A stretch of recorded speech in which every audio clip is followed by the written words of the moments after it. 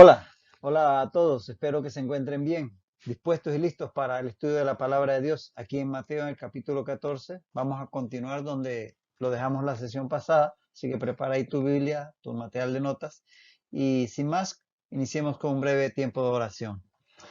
Padre, gracias Señor siempre por tu bendita palabra, por la oportunidad de comprenderte y entenderte más a través de ella.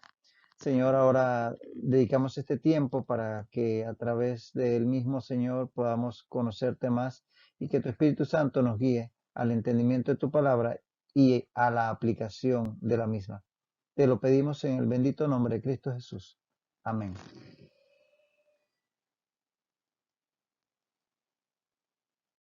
Sí quedábamos, como decíamos, en este texto de Mateo 14, donde veremos el milagro de Jesús caminando sobre el mar de Galilea, y vamos a retomar el texto para continuar allí donde nos quedábamos. Mateo 14, 22 al 33.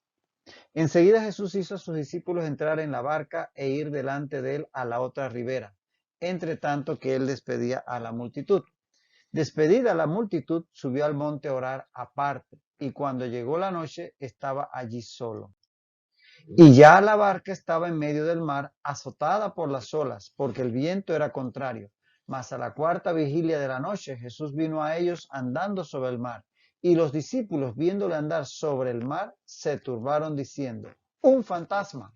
Y dieron voces de miedo. Pero enseguida Jesús les habló diciendo, tened ánimo, yo soy, no temáis. Entonces le respondió Pedro y dijo, Señor, si eres tú, manda que yo vaya a ti sobre las aguas. Y él le dijo, ven. Y descendiendo Pedro de la barca, andaba sobre las aguas para ir a Jesús. Pero al ver el fuerte viento, tuvo miedo y comenzando a hundirse, dio voces diciendo, Señor, sálvame. Al momento Jesús, extendiendo la mano, asió de él y le dijo, hombre de poca fe, ¿por qué dudaste? Y cuando ellos subieron a la barca, se calmó el viento. Entonces los que estaban en la barca vinieron y le adoraron, diciendo, verdaderamente eres hijo de Dios.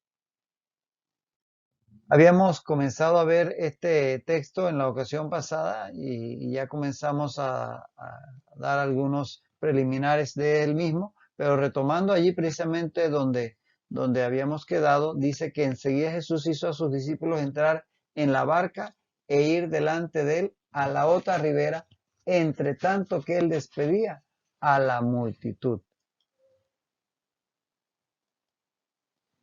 Fíjate que aquí dice que sí Jesús hizo a sus discípulos entrar en la barca. Y es que ahí prácticamente el texto griego, la expresión es fuerte, la expresión que ahí se traduce que Jesús hizo a sus discípulos entrar en la barca, y que prácticamente los obligó. Ahí el verbo hebreo es enakesen. Enakesen es prácticamente impelir a alguien a hacer algo. Ya vimos en la ocasión pasada las razones por las cuales Jesús tomó estas acciones de hacer que los discípulos fuesen hacia la otra orilla y que a la multitud la despidiese. Pero llama la atención como él prácticamente los impele a subir a la barca y dirigirse antes que él a la otra orilla. Y ya en este momento ya prácticamente caía la noche, ya anochecía. O sea, eran por lo menos las 6 de la tarde, porque si leemos en Juan 6:16, ese pasaje paralelo dice que Juan 6:16, al anochecer descendieron sus discípulos al mar. Y ya habíamos dicho en una lección previa que los judíos manejaban 2 horas de atardeceres o de anochecer. Hablaban de un atardecer que era más o menos a las 3 de la tarde, y hablaban de otro que era más o menos a las 6 de la tarde, que coincide con este, que tiene que ver con este evento que estamos leyendo en este momento, que Juan 6:16 lo traduce Reina Valera 60 como que al anochecer, porque era realmente ya ese atardecer que los judíos manejaban en segundo lugar de las 6 de la tarde. Así que era 6 de la tarde, poco más, poco menos, cuando Jesús prácticamente ordena a sus discípulos subir a la barca e ir a la otra orilla. Y entonces ellos se van a dirigir de esta región donde ellos se encontraban cerca de Betsaida Julia, como habíamos leído un par de lecciones atrás, hacia la otra orilla de donde habían salido, a la otra Betsaida, la Betsaida que quedaba cerca de Capernaum. O sea, habían dos Betsaida, esta que estaba cerca de Capernaum y Betsaida Julia que estaba del otro lado donde estaba el lugar donde ellos habían estado en ese momento con la multitud. Esta otra dice, por ejemplo, de ella Marcos 6:45, que hizo a sus discípulos entrar en la barca e ir delante de él a Betsaida en la otra ribera, para distinguirla de la Betsaida que estaba cerca donde ellos se encontraban. Así que iban en esa dirección hacia Betsaida, que vemos aquí quedaba cerca en la ribera noroeste del mar de Galilea. Esta Betsaida quedaba cerca de Capernaum. Juan 6:24, unos versículos más adelante, cuando ya Jesús ha cruzado con sus discípulos, dice que cuando vio pues la gente que Jesús no estaba allí, o sea que no estaba en los alrededores de Betsaida Julia, cuando vieron que ya no estaban allí, entraron en las barcas, eso sería prácticamente al día siguiente, y fueron a Capernaum, porque vieron y supieron que se había ido en esa dirección, buscando a Jesús.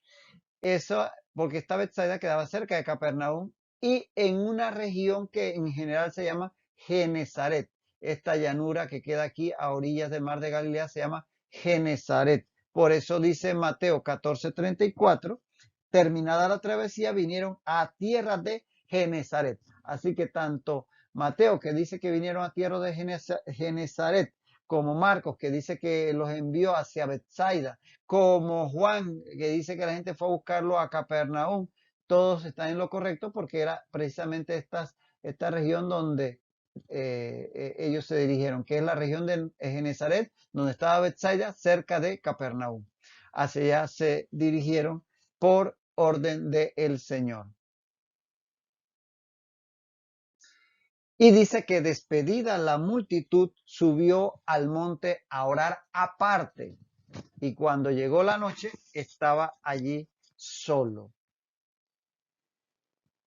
Jesús tenía el hábito de apartarse para orar al Padre. Eso es algo que él acostumbraba a hacer y hay varios textos que en su momento podemos ver. Y es que es importante para orar estar a solas. Sí, podemos orar congregacionalmente, eso lo sabemos, pero todos debemos tener nuestro tiempo a solas con el Señor. Y Jesús en esto nos da ejemplo porque siempre tenía esa costumbre de tomar tiempo aparte para orar al Padre.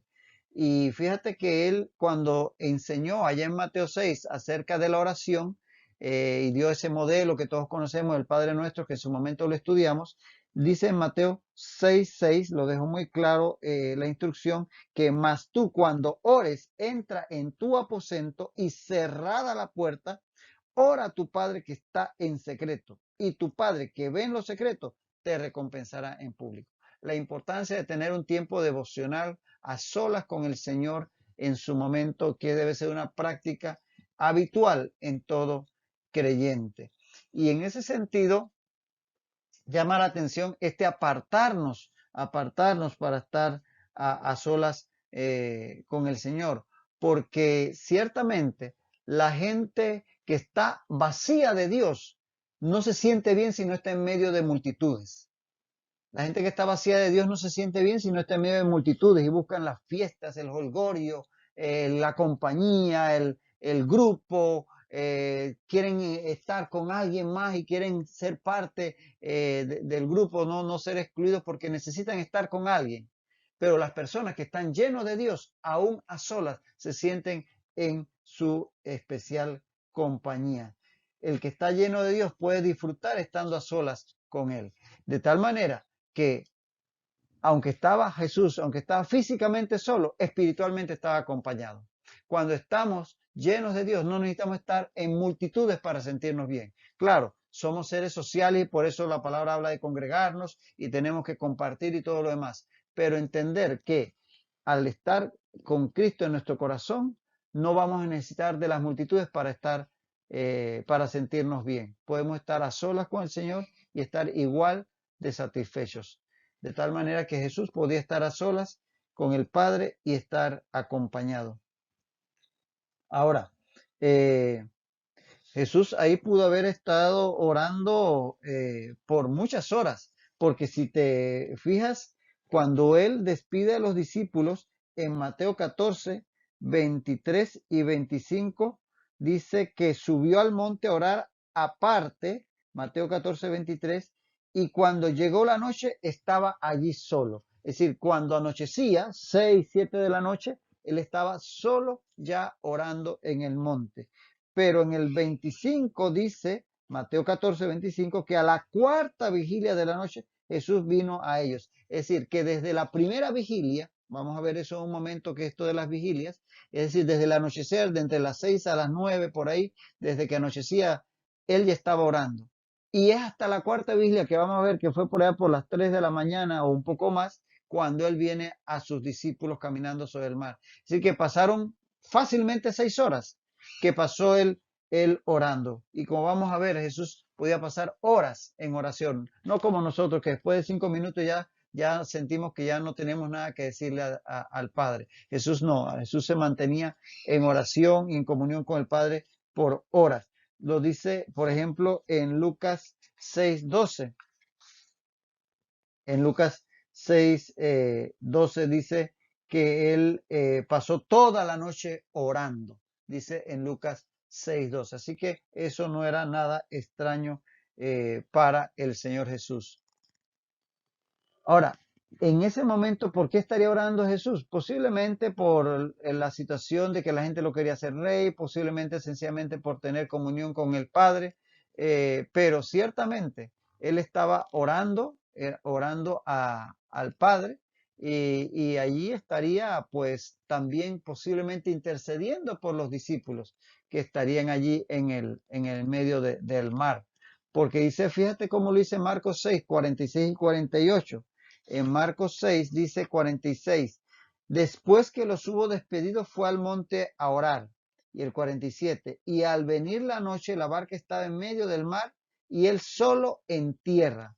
Y el 48, y viéndole remar con gran fatiga, y dice que cerca de la cuarta vigilia de noche vino a ellos. De tal manera que podemos fácilmente concluir que Jesús no solamente estaba allí conversando con el Padre, sino que también estaba intercediendo por los discípulos que él seguramente en su conciencia y conocimiento estaban atravesando una situación difícil en el mar de Galilea. Porque ciertamente en medio de las tormentas podemos confiar en que Jesús intercede por nosotros ante el Padre. Lo dice Hebreos 7:25. Hebreos 7:25 dice, por lo cual puede también salvar perpetuamente a los que por él se acercan a Dios, viviendo siempre para interceder por ellos. Así que ahí estaría Jesús seguramente intercediendo por sus discípulos, así como lo hace a favor nuestro. En este sentido, es bueno tomar unos minutos para ver el hábito de la oración en Jesús, en el ministerio terrenal de Jesucristo. Solamente unos 7 elementos que queremos aquí destacar. 7 elementos de la oración en el ministerio de Jesucristo. Lo primero es que cada día se levantaba y dice que aún oscuro para orar, es decir, él no esperaba ni siquiera que saliera el sol. Lo primero que él hacía era levantarse a orar al Padre. Marcos 1:35 lo dice que levantándose muy de mañana, siendo aún muy oscuro, salió y se fue a un lugar desierto y allí oraba. Entonces, ese hábito de iniciar el día con oración. Lo segundo, se apartaba para orar a solas, como dice Lucas 5:16, mas él se apartaba a lugares desiertos y oraba, como decíamos hace unos momentos, que el tema de tener ese tiempo a solas para estar con el Señor. Es cierto, como decíamos, que es importante la oración congregacional, el estar en grupos de oración y todo aquello, pero tener ese tiempo de comunión íntima con el Padre, íntima a solas, es importante, como nos dio el ejemplo el Señor Jesucristo.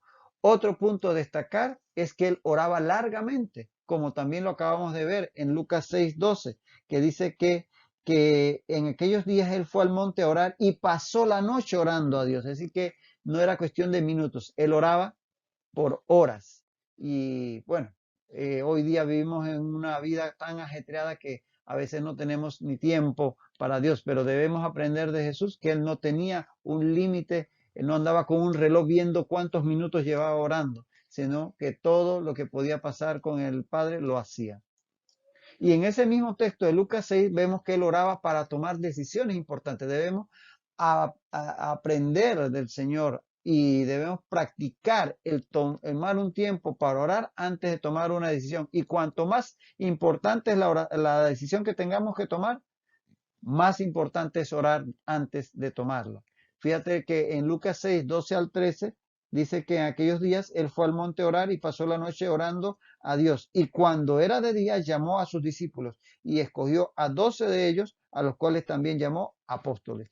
Él se, de, se detuvo a orar por toda la noche para tener la guía del Padre, para saber a cuáles de sus discípulos iba a escoger, a elegir, para que fueran los 12 apóstoles que le iban a acompañar en su ministerio. Él oraba para tomar decisiones importantes y así debemos hacerlo nosotros. También él oraba para interceder por los suyos. Él tenía en la oración, tenía tiempo para interceder y probablemente él estaba intercediendo ahí en el monte por los discípulos que estaban en medio del mar. Y Juan 17, todo el capítulo 17, esa hermosa oración sacerdotal de Cristo, esa oración intercesora a favor de sus discípulos, los presentes durante su tiempo en la tierra como los que vendrían después por haber creído al ministerio que los discípulos iban a esparcir por todo el mundo. Él oraba en forma intercesora por los suyos. Y también tenemos que él oraba incluso por sus enemigos. Debemos aprender a esto, de que no solamente es interceder por los que nos caen bien, sino incluso por los que no nos caen bien y que Dios haga la obra en sus corazones. Ciertamente, Lucas 23, 34 recoge esta oración cuando él estaba en la cruz, donde dice, Jesús decía, Padre, perdónalos porque no saben lo que hacen. ¿A quién se refería? A aquellos que lo estaban crucificando. De tal manera que él oraba incluso por sus enemigos. Duro, y yo sé que posiblemente a algunos esto no les es fácil, pero fíjate que hasta en eso el Señor nos da ejemplo. Y en séptimo lugar, Jesús ora hoy día a favor de nosotros. Él sigue en ese ejercicio de oración continua. Hebreos 7:25 dice que por lo cual puede también salvar perpetuamente a los que por él se acercan a Dios, viviendo siempre para interceder por ellos. Así que Él está hoy día intercediendo por nosotros a la diestra del Padre. Vemos un destacado ministerio de oración en la vida de Jesús. Y siendo Jesús el Hijo de Dios, y aún así oraba para tener comunión con el Padre y para tomar decisiones y para todo esto que hemos visto, ¿qué de nosotros? Si Jesús, siendo el Hijo de Dios, practicaba la oración y veía en eso una prioridad, tanto que lo hacía cuando todavía ni siquiera había amanecido y lo hacía por horas, ¿cuánto más nosotros? Definitivamente necesitamos orar más, ser como Jesús en ese sentido, porque nosotros todavía lo necesitamos más.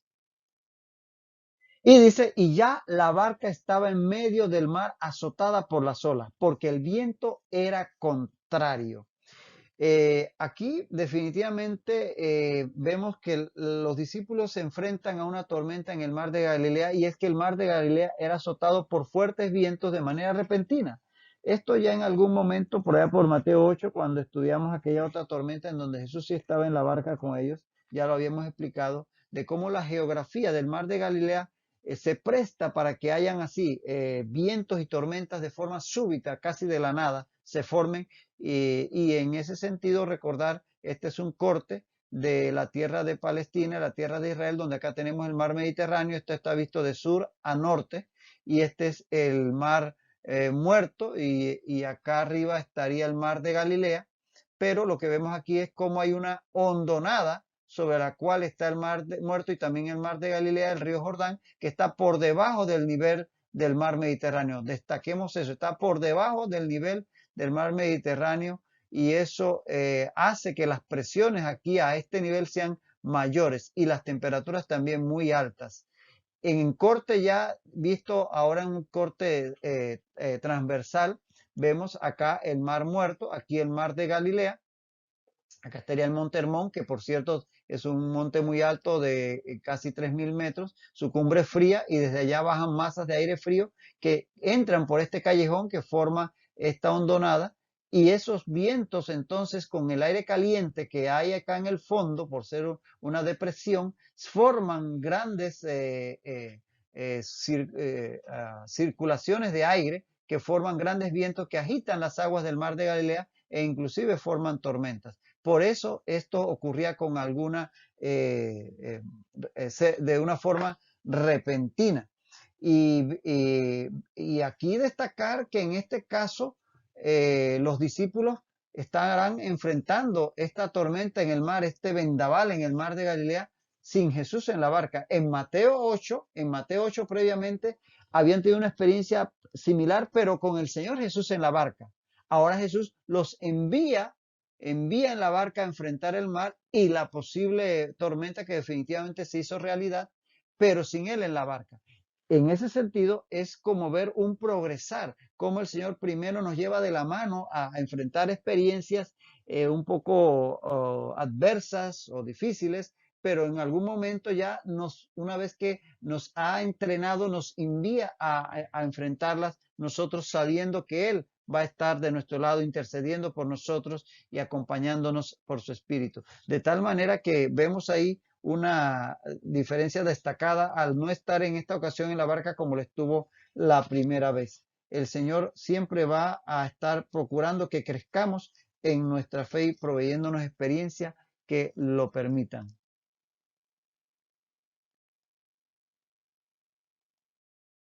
Y dice, y ya la barca estaba en medio del mar azotada por las olas.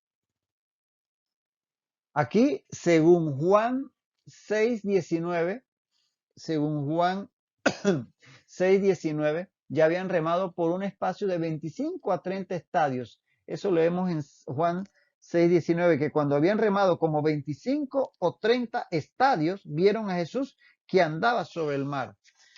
El estadio romano era una medida de longitud, equivalía más o menos a 180 metros. Y si tú haces el cálculo, ya lo hice por ti, pero tú lo puedes corroborar, si el estadio romano medía 180 metros, 25 a 30 metros correspondía entre 4.5 a 5.5 kilómetros. De 4,5 a 5,5 kilómetros habían avanzado en el mar. Ahora, la distancia entre ambas orillas del mar de Galilea, dependiendo del punto exacto donde salieron y llegaron, está entre 8 a 9 kilómetros. De tal manera que si ellos habían remado una distancia entre 4.5 y 5.5, precisamente estaban a la mitad de camino, como dice aquí el texto de Mateo, que estaban en medio del mar, estaban prácticamente a mitad de camino en este momento, coincidiendo con lo que explicaba Juan, que habían avanzado entre 25 a 30 estadios. Y recuerde Juan que estaba en la barca, porque era uno de esos 12 discípulos. Ahora, según dice el texto, el viento les era contrario. Ellos se están dirigiendo de este hacia oeste. Entonces parece ser que el viento venía desde el oeste. Por lo tanto, no podían usar las velas y tenían que estar avanzando a remo y con gran esfuerzo, porque iban en contra del viento. Entonces era una situación bastante adversa. Ahora, destaquemos algo. A pesar de la adversidad, ellos no se volvieron atrás, sino que perseveraron en ir en la dirección que Jesús les indicó. Jesús les dijo, vayan hacia la otra orilla, y ellos perseveraron a pesar de que tenían, y como vamos a ver, horas ya remando, ellos siguieron esa dirección, porque ahí, ante tal vendaval, ante tal adversidad que les tomaba horas siquiera llegar a la mitad del lago, del mar de Galilea, fácil hubiera sido decir, ¿saben qué? Hey, gente, volvámonos para la orilla donde salimos, porque esto, mejor dejemos esto para mañana. Pero ellos, siguiendo la instrucción del Señor, perseveraron en ir en la dirección que Jesús les había indicado.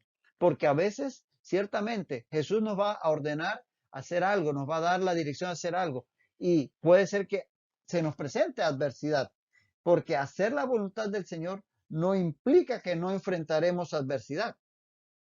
No implica que no habrá adversidad. Ah, no, porque estoy en la voluntad de Dios, tiene que ser un lecho de rosas. No.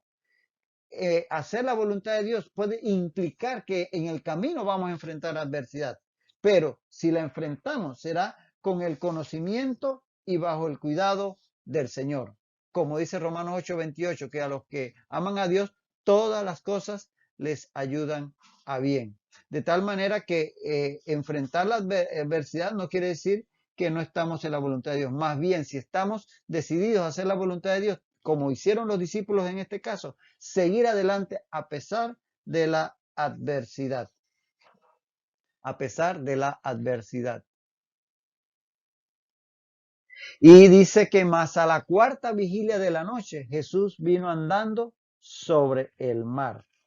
A la cuarta vigilia de la noche. Los romanos dividían la noche en 4 cuartos o vigilias. Los judíos lo hacían en tres periodos de 4 horas cada uno. Así dividían la noche los judíos en 3 vigilias y cada vigilia tenía 4 horas, o sea que eran las 12 horas de la noche, eran divididas en 3 porciones. Pero los romanos lo hacían en 4 vigilias, en 4 porciones y cada una de 3 horas. Y con el tiempo, como Roma era la autoridad, el imperio, el uso romano se aceptó o se impuso en todo el imperio. Y esas 4 vigilias que tenían los romanos, y es a la que alude aquí el texto, eran de 6 a 9 la primera vigilia, de 6 de la tarde a 9 de la noche la primera vigilia, de 9 a 12 la segunda, de 12 de la noche a 3 de la madrugada la tercera y de 3 de la madrugada a 6 de la mañana la cuarta vigilia. Así que ese era el uso que tenían o cómo se dividían las secciones o vigilias de la noche. La cuarta vigilia entonces iba desde las 3 de la madrugada hasta las 6 de la mañana. Y por lo cual, si hacemos los cálculos, si sabemos que los discípulos fueron al mar, como ya vimos anteriormente, cerca de las 6 a 7, 8 de la noche, cuando ya anochecía, y aquí a la cuarta vigilia, que iba de las 3 a las 6, estaban todavía en mitad del mar de Galilea. Ellos habían estado entre alrededor de unas 9 horas, quizás más, quizás menos, porque si calculas desde las 6 de la tarde a las 3 de la madrugada prácticamente son 9 horas, pero pudieron haber entrado un poquito después y estar hablando de la cuarta vigilia a las 4 o 5 de la mañana, no sabemos. Pero ciertamente eran muchas horas, alrededor de 9, algo más, algo menos, que ellos estaban esforzándose remando. O sea que no era poca cosa lo que estaban enfrentando. Y ciertamente los discípulos debían estar muy agotados, pero como ya vimos, perseveraron. Y pareciera ser por todo el tiempo que ha pasado hasta que Jesús se les aparece caminando sobre el mar, pareciera que Jesús esperó hasta que los 12 llegaran al límite de su capacidad. Pareciera ser que estuvieran como que Jesús dejándolos que llegaran hasta donde ya verlos en un punto donde ellos vieran su necesidad de Él, de un milagro, para que nuevamente pudieran aprender a depender de Él. Y así el Señor muchas veces actúa en nuestras pruebas, permitiéndonos hacer todo lo que está en nuestras manos, hacer todo lo que podamos, para luego Él rescatarnos cuando reconocemos que no podemos. Y eso muchas veces el Señor lo hace para hacernos madurar en nuestra fe, hacernos ver que no hay situación adversa que no podamos sobrepasar si estamos con Él a nuestro lado. Posiblemente aquí Jesús está también tomando este momento para poder mostrarles a ellos que Él estaba siempre a su cuidado y que aún en el momento de máxima adversidad, Él iba a estar para rescatarlos. Así debemos nosotros también confiar en el Señor en todas nuestras adversidades. En su momento Dios va a rescatarnos. Y bueno, vamos a detenernos aquí por hoy porque el tiempo ha avanzado. Seguimos ahí perseverando en el estudio de la palabra. Así que hasta la próxima ocasión espero contar con tu compañía. Que el Señor te bendiga ricamente.